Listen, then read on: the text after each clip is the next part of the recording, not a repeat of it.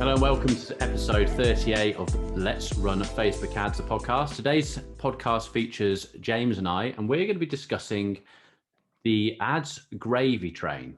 Basically, we've had a great year of ads, but why is it all changing now? James, bonjour. Good night, Nick. Good How are we? What's good night? What language is that? That's Turkish. That's good morning. Oh yeah, you spent some time in Turkey, didn't you? Once. Yeah, I might have. Yeah, it was fun this time. We're not getting into that now.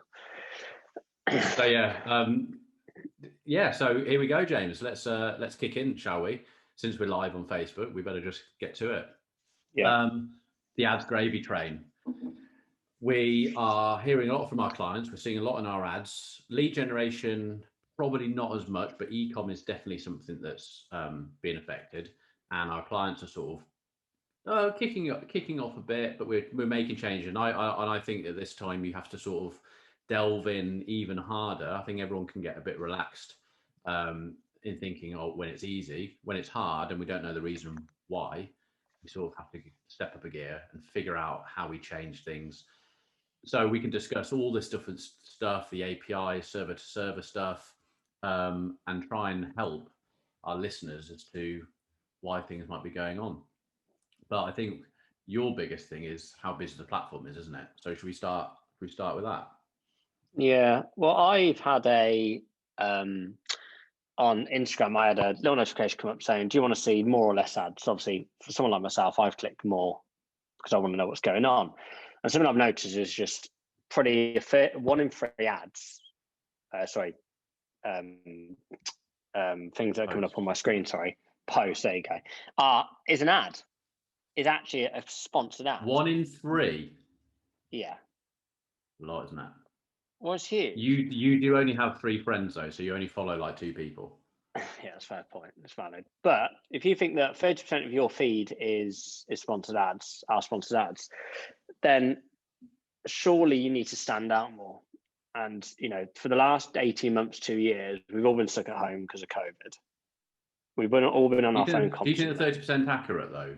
Do you think if you're like a lot of people who follow, how many people do you follow on your Instagram, for instance? I'm going to tell you that. I follow 100.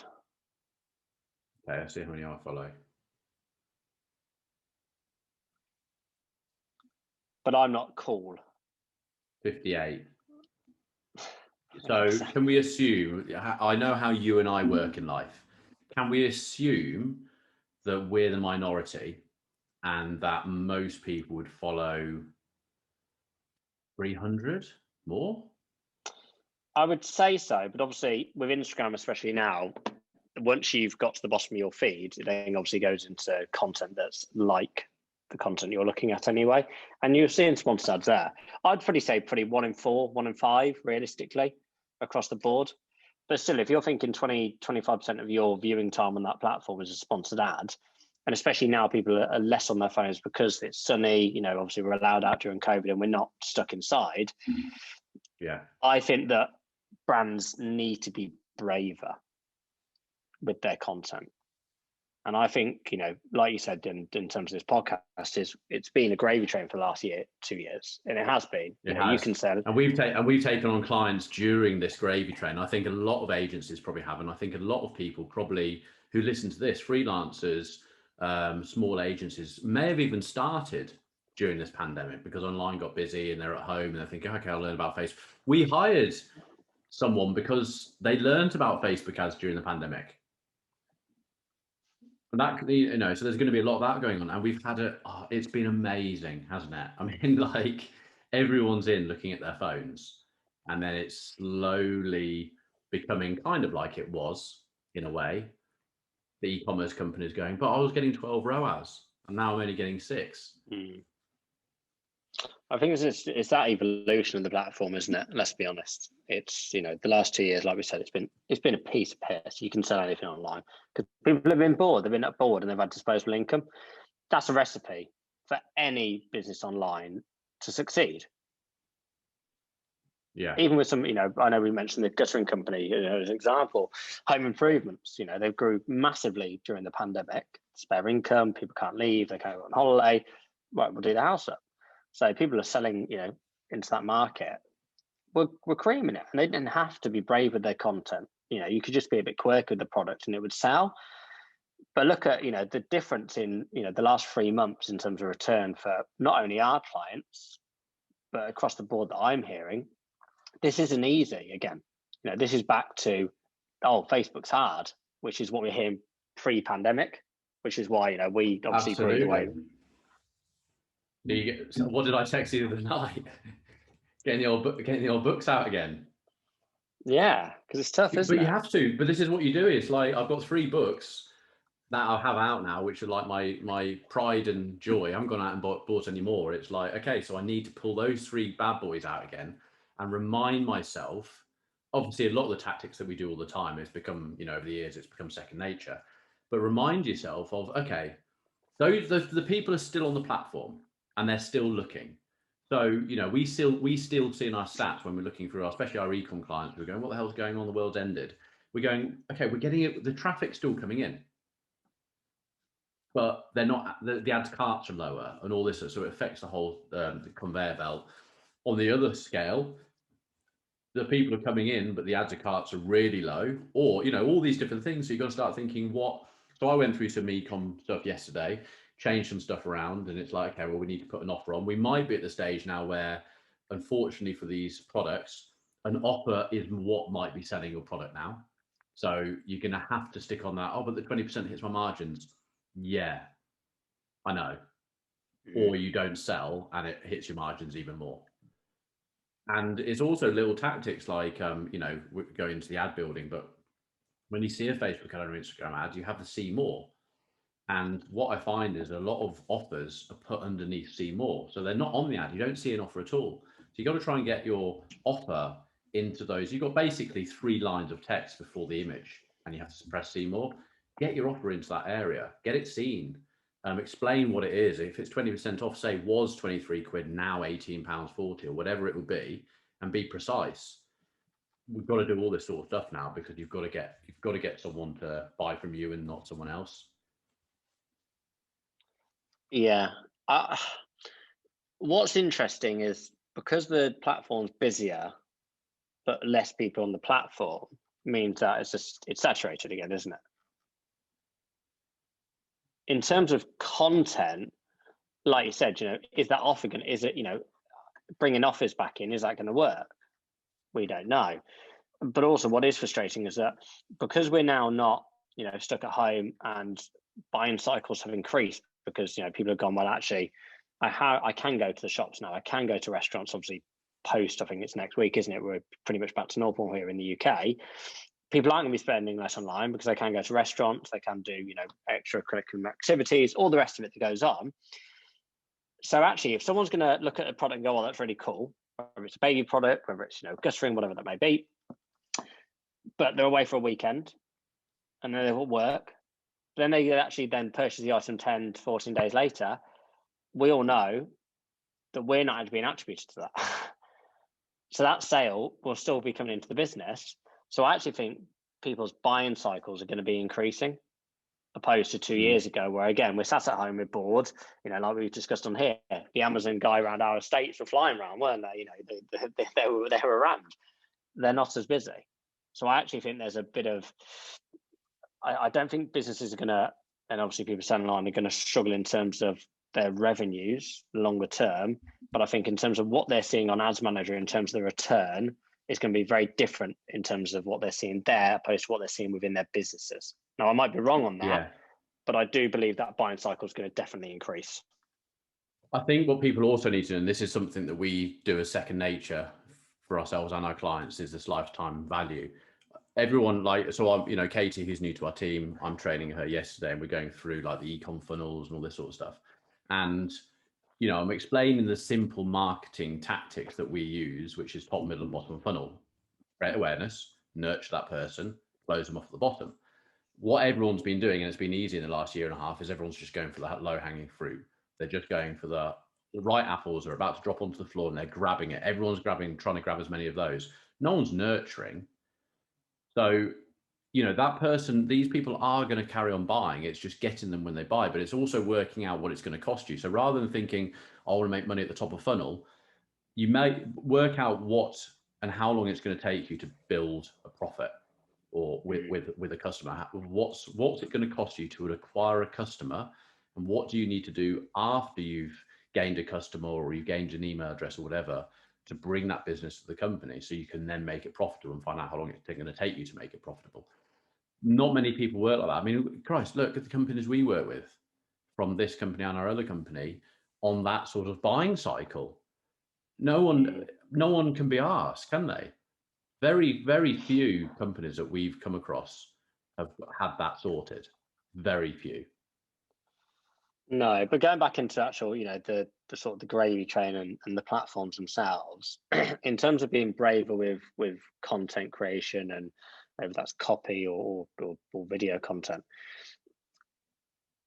I genuinely believe, especially from e-commerce businesses should be looking at how lead gen companies are working in terms of generation leads, because I think a lot of e-commerce businesses have really good products.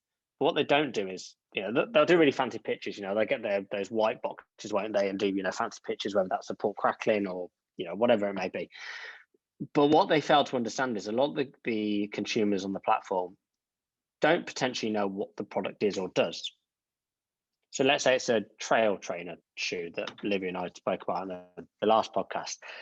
I'm at the market at the moment for a new trail running shoe. I bought one the other week, but just they're too hard. Now I'm being marketed to on Facebook with Nike trail shoe, ASICS trail shoe, but all I'm seeing is a picture of a trail shoe. Yeah, that's it. For me as a consumer, what am I learning about that shoe? Nothing, am I? I don't know that is any good to the Hoka ones or the ASICS ones, where lead generation businesses are very good at actually getting that education across, aren't they, via the ad? And I know a lot of that's through video creation.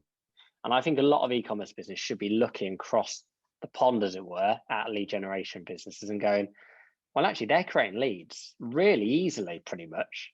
Now, I'm not saying that obviously someone buying a trainer is similar to someone coming into a course or coming into a B2B aspect to the ecosystem, but how they educate that consumer and that market, I think should really be looked at from e-commerce, because I truly believe a lot of e-commerce, and most of them, are missing a trick. Because for someone like me, and I think a lot of consumers are the same, they're in the market to buy products, you know, whether that's a trail shoe, whether that's, you know, you with stuff for your new house, but you don't know what it is. All you've seen is a picture of the product. Well, you could actually take something from dropshippers, couldn't you? Look at successful dropshippers and their ads. That's a minute-long video about the product. Well, the famous one, which was one my mother-in-law bought for us, was the elephant for the baby. Giraffe, wasn't it? No, that's not dropship. What's an elephant? What's the elephant thing then? So the elephant was like, it's got a map, it had really flappy ears, and it sang this song. Nick, they must have sold millions. But it was good because they had a really good video, and they had this video of the kid basically laughing in its high chair. It would have absolutely flew out. You know, everyone. Okay, so let's reverse engineer this then. Go on then. You've got someone who, a drop shipper, for anyone who doesn't know, is someone who buys. We're not going to talk about the big companies now, because a lot of big companies allow their retailers to drop ship. But let's talk about the original drop shipping. Drop shipping is a company but basically you'll have something like AliExpress in China, who make most of the stuff we see every single day that's bought in bulk by shops, etc. But AliExpress allows you to buy one-off items. Now, you can either have an agreement with AliExpress, you have to do a lot of research, but you can go onto AliExpress and find all these products, or you can go onto something called a Burlo and find all these products. And you do your research, you look at Google Trends, blah, blah. Well, that's what the professionals do. They spend a lot of time researching product. They find this elephant and they look at things and they'll go, okay, quite a lot of people have bought this elephant across the world. I reckon this could fly, and there's not really anyone selling it in the UK.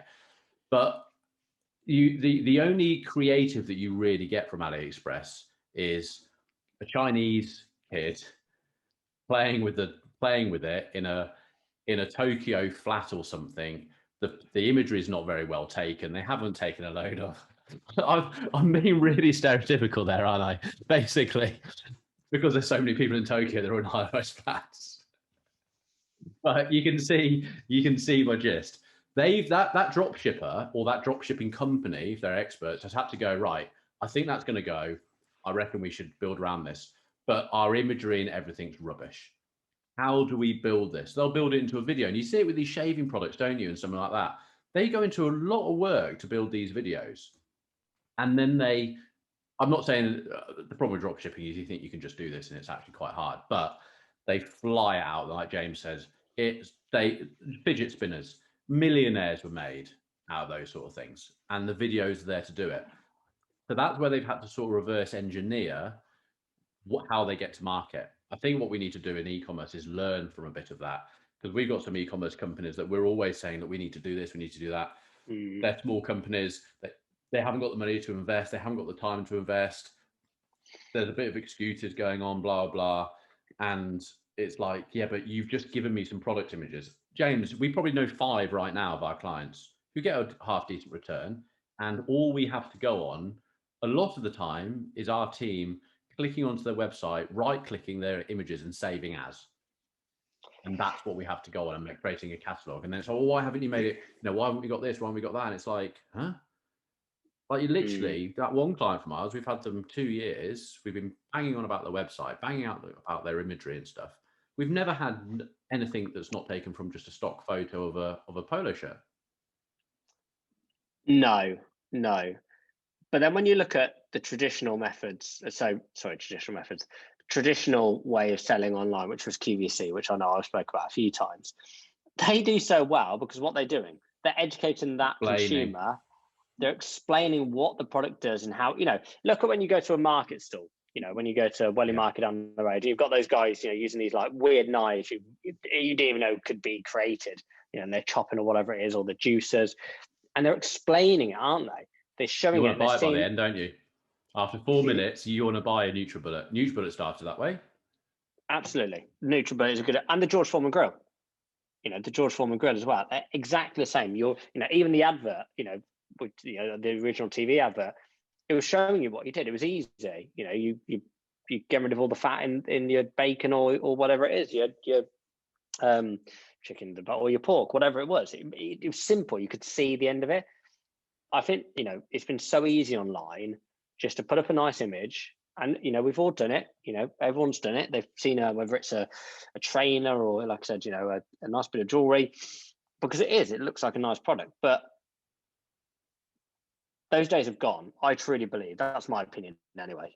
You'll still be able to get some sales from that. I'm not saying that your account's going to flop tomorrow, but if you really want to go above and beyond and really increase those returns that you want, I think looking at those traditional methods like the QVCs and just traditional marketing, really. But I truly believe that these platforms are getting busier, and they're also going to get busy. Don't forget, because kids that are hitting sort of 13, 14, parents weren't allowed to get on there. So don't forget, I know we can't market to them, but they are going to be soon. So the platforms are going to get busier. More marketers have been on in the last 2 years. Now, I think that will decrease. I generally believe the volume of advertisers on Facebook and Instagram will decrease just because they're not seeing the returns. But for this year, though, what we're going into Q3 soonish. Yeah. And then we need to start looking at, I know it seems far off now, but the end of summer, suddenly we've got Black Friday upon us. We've got Cyber Monday. We've got the last quarter, which is hard enough as it is. That's this year done, isn't it? And next year it's going to, because we know what these advertisers like, they get bored. They've all just been sitting there. They need to advertise. Oh, we need to do some Facebook. They do it rubbish. Hence why everyone's listening to this podcast, because it's actually quite hard to do. We know the crack, but they've got to sort it out. They've got to sort it out now. You can learn a lot by watching QVC from an e-com point of view. I like watching it when it comes on. I just think there's, like I said, I think there's so much to be learned from it, because, they are engaging. And they do get you, not that I've bought anything from there, but like I said, there's a lot to be learned. And I think a lot of businesses, e-commerce businesses, should go on there tonight, tomorrow, whenever, and just look at how they're doing. And if you can portray that that 10-minute segment into an ad, surely you're going to sell more. If you lose, it's again, not me hard, as an is it? example. When there's a lot of things now, aren't there, as well? Sorry to interrupt. There's lots of things. There's lots of video apps that you can use on your phone. I mean, look at what our team produces. Liv produces some amazing stuff by just using apps and things. My 14-year-old did. Yeah, I was with a client yesterday, an automotive client, and I wanted some sort of time lapses of the warehouses and guys spraying the cars, etc., and then beating out some new panels. And I said, and they said, we'll have to get a camera guy. And I said, no, just use your iPhone. These iPhones now are unbelievable. We don't need this crazy expensive equipment anymore. Anyone can do it. And if it's just, especially for the smaller e-commerce businesses, especially some of the ones that listen here, Mark in Utah, there's no reason why Mark or one of his team within the shop can't just do a quick tutorial of what this running shoe is, as an example, why it's good for them. That's a great idea, actually. I'm on with them later, actually, because we've done a video for people to go into the store to get their shoe fitted on, all that, the running shoe fitted to the right foot and all that sort of, and you get $20 off coming in store, which is a great offer, actually. What do you mean to the right foot? I'm hoping most people get their left and right in the right foot. Oh, you know what I mean, to the right shoe size, gait. What's it called? A gait analysis. Yeah. But that's a great idea, actually, for that. So, is it getting Jessica, who's there, to actually talk through a couple of the top selling trainers and why they're good for this, and then just doing a bit of a retargeting ad? Yeah, because there's going to be some products like jewelry, which is quite hard because obviously it's jewelry, but you can still show it in a nice way. You can still explain, is it quartz or whatever it may be. But I think when you're going into especially some of the sportswear brands, which are things like trainers, tennis rackets, etc., it's not a one size fits all, especially with things like trainers. But no one's doing it. No one's explaining the product like QVC. Even from a food perspective, people that are selling, whether it's pork crackling or whether it's a certain type of chocolate. Why aren't you doing videos on the taste? Do a taste test because it takes more time and it's hard and you have to use your brain. No disrespect. I'm talking. We're all human beings, and we all know that the easy route, if it works, is a great route. Yeah, but that easy route has stopped. Basically, Nick, that's what we're talking about. Yeah. And there's going to be some people that go over the edge, and some that keep paddling. That's where we are right now. So I think again, because these platforms are busier, we need to be braver. And I think looking at things like QVC and alike, and also even if it's not just that, just going really off piste. Like when you say braver, you don't mean doing something stupid. You mean like just getting out your comfort zone a bit and spending more time building something. I mean it in terms of, so obviously we discussed a few episodes ago, didn't we, about Gymshark, and everyone's got this, my brand guidelines and all that shit. Yeah.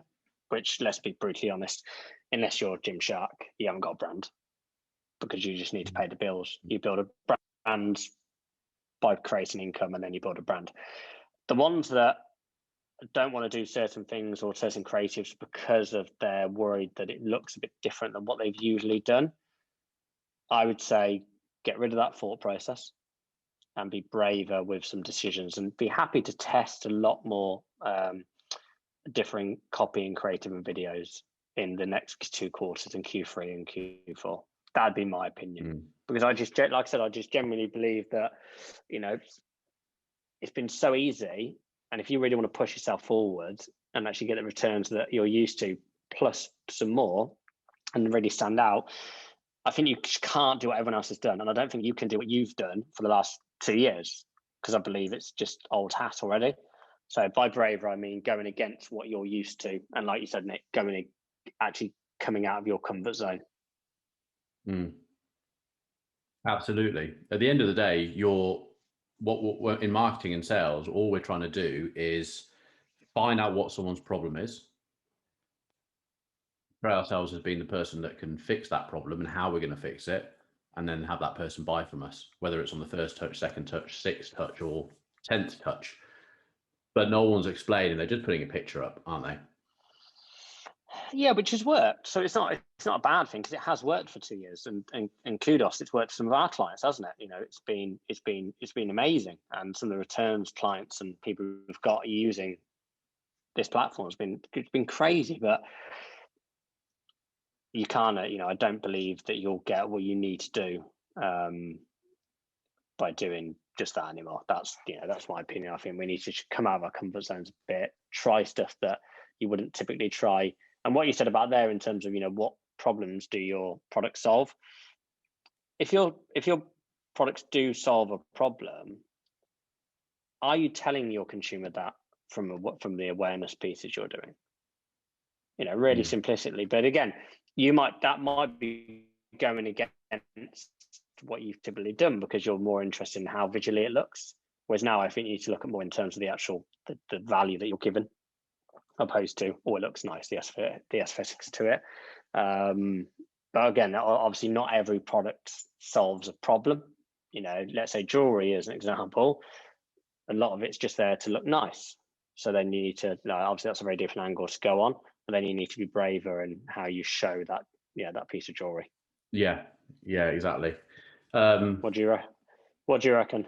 Yeah, I mean, I think, I completely agree with you. I think jewelry is a bit harder, isn't it? Because it's a piece of jewelry. Is a person interested in how it's made if they're buying something that's 60 quid, 30 quid?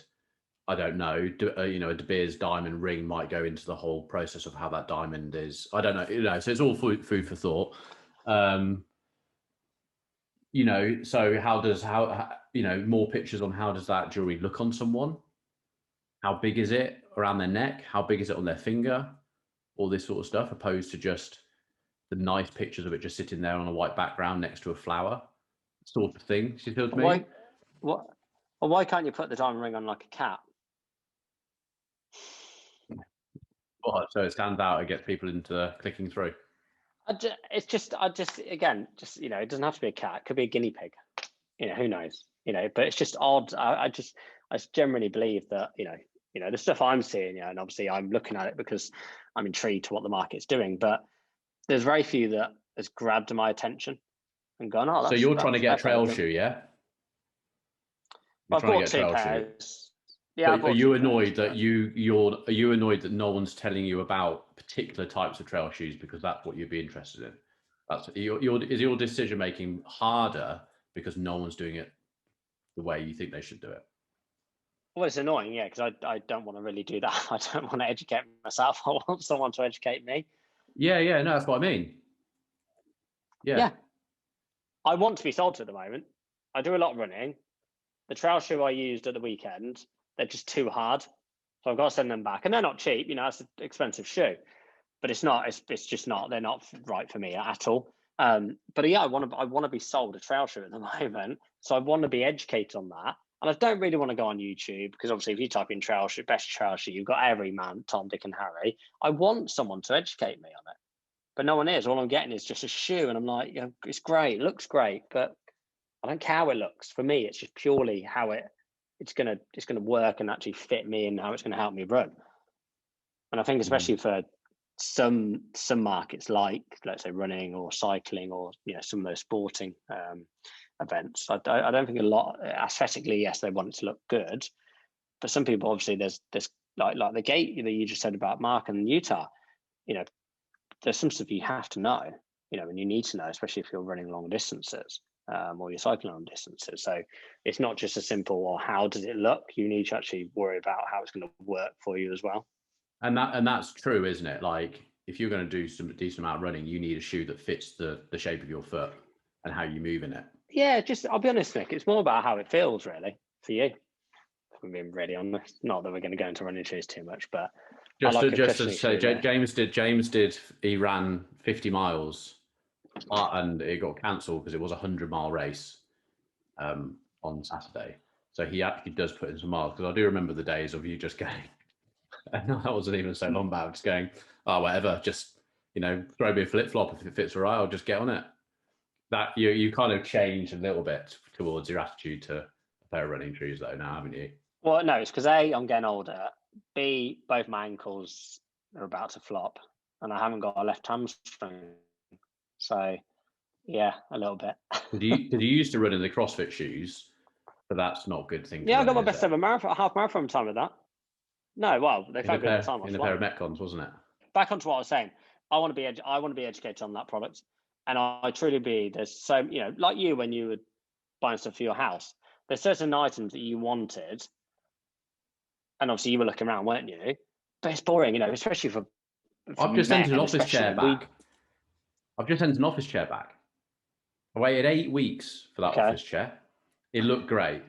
8 weeks of these. Why does furniture just take so long? 8 weeks, got there, looked nice, sat on it. I was like, it's a bit uncomfortable. I've now gone, okay, I need to look in this comfort. I spend a lot of time sitting at this desk with this microphone, and I now need something comfortable. I too, James, I haven't spent probably as much time as you looking for trail shoes. There is no, apart from me going out and going, right, I need an ergonomical chair, which is what we got anyway. And I don't really want one of these because I want my office to be quite cool and stylish. You can't buy, unless I go and sit in a chair, I can't buy online. I've come to realize I can't buy that chair online. There's actually, just going off this total tangent, there's two really nice ones in Costco. I sat on it. Remember I told you a few weeks ago, about a month ago, I went and sat on it. There was just like, yeah, you need to go see it, Nick. This thing's unbelievable. Well, is it a fancy like velvet one that I want, or is it an office looking chair? It's an office looking chair. By that? I don't know what. Yeah, but it's nice. Okay, well, look, I can't help you. Okay. What, Me like or nice anyone leather and stuff? Yeah, but it's honestly, I sat on it. I was going to buy it, but they didn't have any in stock. So I'm glad. How much was it? I can't remember, if I'm being pretty honest. It was a long time ago. No, you said it was like a month ago. Yeah, but I don't look at things like that, how much they cost. But was it like 200 quid, 400 quid? Was it like, wow, that's 1,500 quid? Yeah. But you must have. No, it's pretty like 400 quid, I think. Okay. 300, 400 quid. Okay. But I'm not paying that, as you know. I won't pay that for something like that. No, that's the thing. That's like, yeah. But at the same time, that's ridiculous for us to say that, isn't it? Because we spend the whole day sitting in a chair. We probably spend more time sitting in our office chair than sitting in our own lounge, but we go and spend 2.5 grand on a sofa. Okay, so this is my point. Why aren't people telling? So people, if anyone's listening to this and selling office chairs, that, Nick, is exactly the point. That should be there in a video or copy. That is exactly the point I've tried to make during this. Is that e-commerce have been reliant on, oh, it looks really great. Well, yeah, fine, but people still need to know about it. Yeah. Do you know that ad? Did you see that? It might have been because when I was moving house, I was starting to look at sofas and mattresses. But there was one company, and I think it's flown. It's not cheap. I think it's like $5 or grand for your sofa suite. But they have the advert is someone jumping onto like the armchair or the sofa, and how thick the cushions are. It's basically imagine getting a massive cushion for your bed, and it being the most comfortable thing you've ever been on in your life, and then building all the padding on a sofa like that, so big cushions and stuff.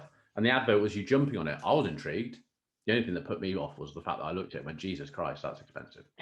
But I've remembered it now. I've remembered if we become rich one day, I'll remember that company and then search for them, because it just made me look like, well, that's what you want to do. That's what someone wants to do. They want to fall into that sofa, don't they? Or into that bed. You just obviously got a price to pay for it. But yeah, no, you're absolutely right. And I was making the conversation go like this on how we think about things, because I don't think we have to do that in lead gen. In lead gen, there's much more emphasis on what the consumer's going to get out of it, or what do you see, or what the business is going to get. What's the problem? What problem does that business have, and what can that business service? Great. Look at our ads. Our videos and everything is like, you find Facebook, people listening to the podcast, you find Facebook advertising hard and you're not getting the results you want. We can help with our consultancy business. But we're putting down on our hooks, it's all about the problems you've had, and that person relates to those problems. And we do it in lead gen. It's like second nature for us in lead gen, isn't it? Which is probably why the lead gen for all our customers is really, really good. E-com needs to follow the same trend. So these e-com customers are just going to have to just do a little bit of work opposed to just relying on taking a picture of the product. Yeah, and like I said, this is purely our opinion, but I just, from what we're seeing, and obviously, look, especially with the iOS 14 update and obviously our attribution window going from 30 to pretty much 7 overnight. That's a massive window that we're all missing out on. And like I said, even though I truly believe, we're still getting sales, and obviously people that listen that are their own business owners, they'll see that they're still generating sales. The problem is they can't attribute it the way they want to do via Facebook. Now, is that Facebook still doing the job it's doing? I still believe it is. As long as your ads are still performing as they were, with your click-through rates, etc., etc. Obviously, we can't attribute it to that. But if your sales haven't gone down and Facebook's still on, you'd like to think that it should be still returning the same way it was. It's just, again, not attributing the way it was. So I just think to get people over the line quicker, so you can attribute it, and this is from more of an agency perspective, like ourselves, if you can be braver with your creative, your videos and your copy, and the client is willing to be brave, and we can educate them quicker and get them into your ecosystem quicker and get them converted quicker, I truly believe we'll see returns back to where they were and actually way above. Again, this is purely our opinion, but like I said, the days of just whacking up a nice aesthetically pleasing picture of a product, I just don't think we'll be there for much longer. Them days are gone. Them days are gone, boy. Could probably only for a few months. We could all be lazy again.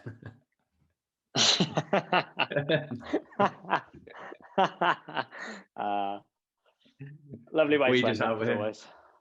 We just have to work for our money really hard until we're like bleeding and our hands are sore, blisters everywhere. Yeah. Okay. Well, I've got to go and fix a pixel. And I've got that 11:30. So let's call off now. I hope everyone took something from that. It's just time to think outside the box, really, and think about your product and how you're going to get people to buy it, and just test different things out. You don't have to stick a ring on a hamster, but I do remember going on a webinar once, and the guy who did the webinar said that he got the most webinar leads from a piece of broccoli on a desk that he took with his iPhone, opposed to singing and dancing about what's on the webinar.